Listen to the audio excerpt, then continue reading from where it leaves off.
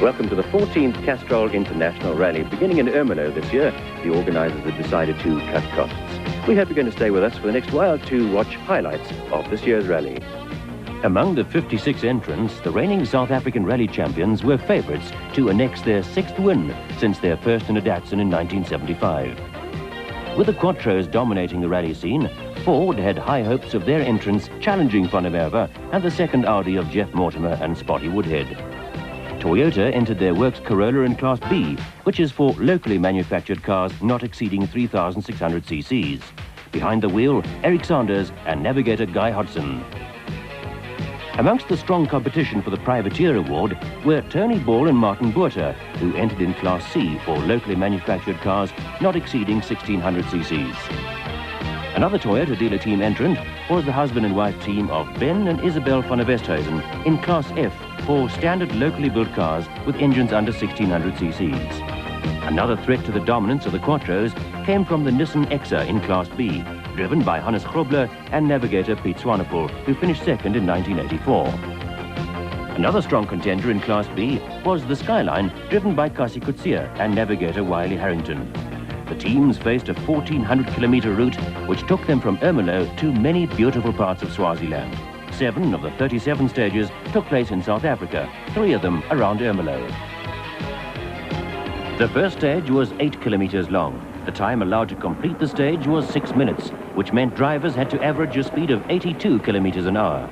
Distance and average speed were given in the road books to each navigator and were a fair indication to the teams of what was required to remain competitive. Jeff Mortimer and Spotty Woodhead in car number 3, warming the tyres a little on the tar, finished third in a time of 4 minutes and 49 seconds. Their teammates, Sarah van der Merwe and Frans Boshoff, won the stage by 1 second from Damso and Bonafide.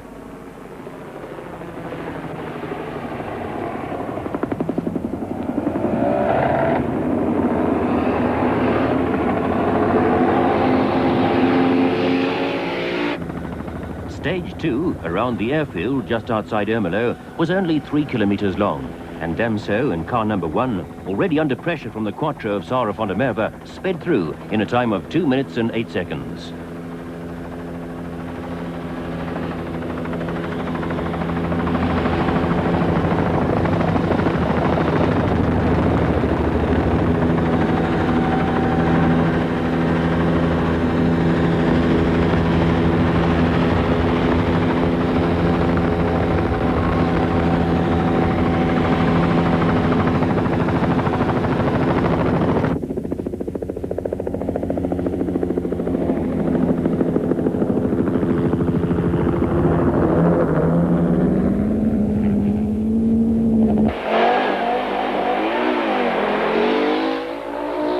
From the outset, Sarah van der Merwe had decided to gain as much advantage as possible from the early stages, which meant very little braking.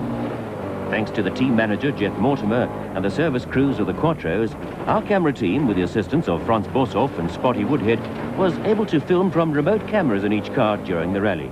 However, this camera couldn't take the pace in Sarah's car and literally fell apart 12 stages later.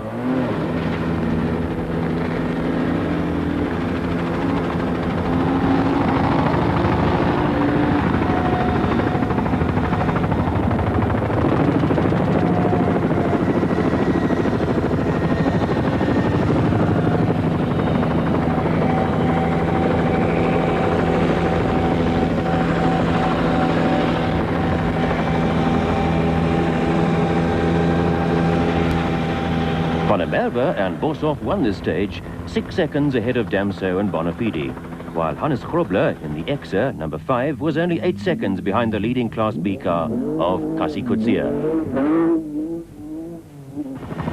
Jeff Mortimer was suffering from a bad bout of flu and had trouble hearing Spotty Woodhead over the intercom. Nevertheless, he kept in touch with Van der Merwe, finishing the stage a second slower than his teammate in a time of 2 minutes and 3 seconds.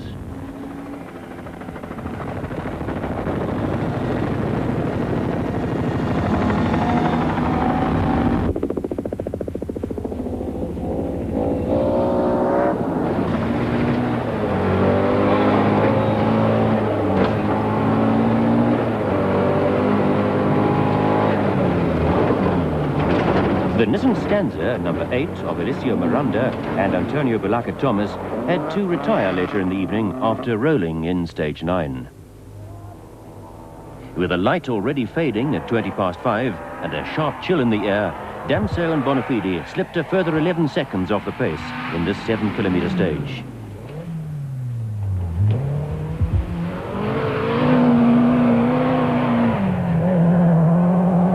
Time allowed for this stage was 6 minutes, and Van der Merwe and Boshoff sped through in 5 minutes to win their 3rd stage in a row.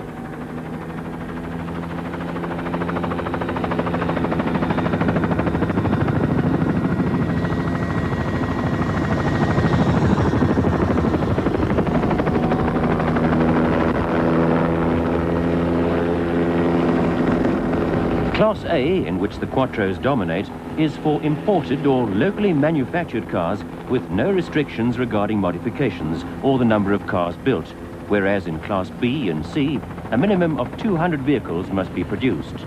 Modifications in these 3 classes are generally unlimited.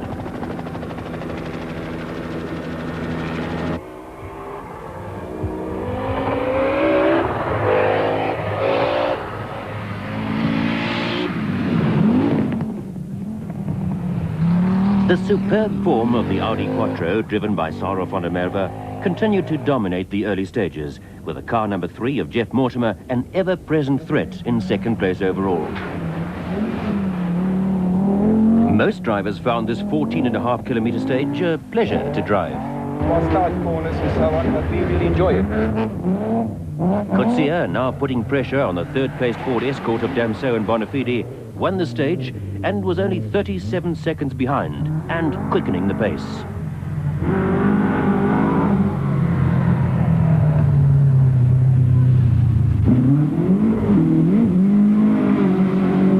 Jan Hettemer and Heinz Forster were not running smoothly in their mid-engine car with its powerful 3.6-litre supercharged V8. The supercharger drive belt kept coming off, and they had to retire in the next stage when they left the road, hit a bank and bent the rear suspension.